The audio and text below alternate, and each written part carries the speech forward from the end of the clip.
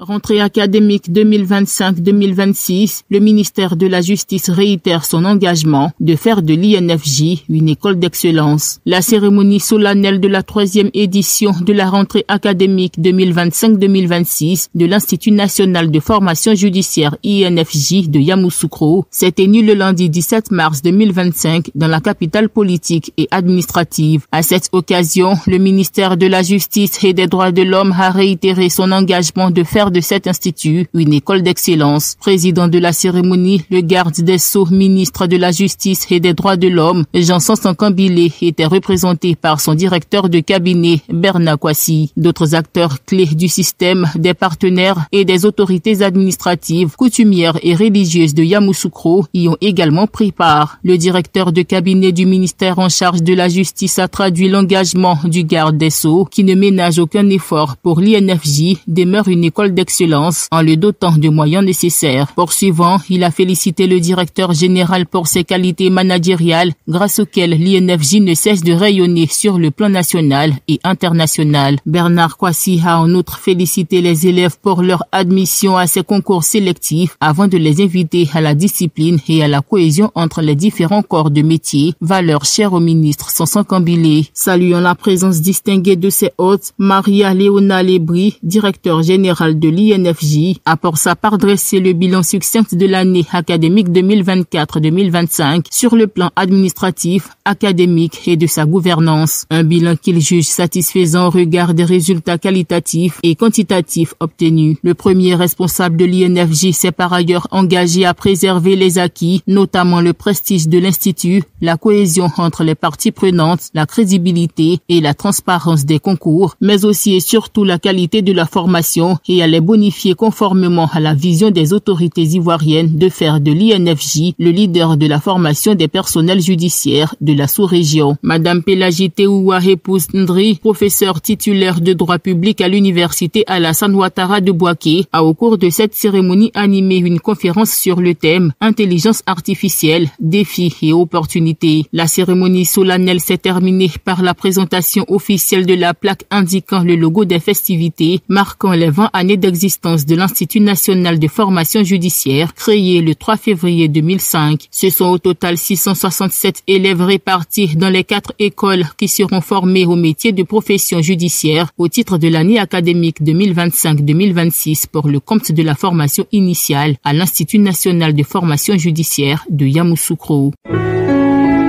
APRA, Agence Presse, Radio et Audio.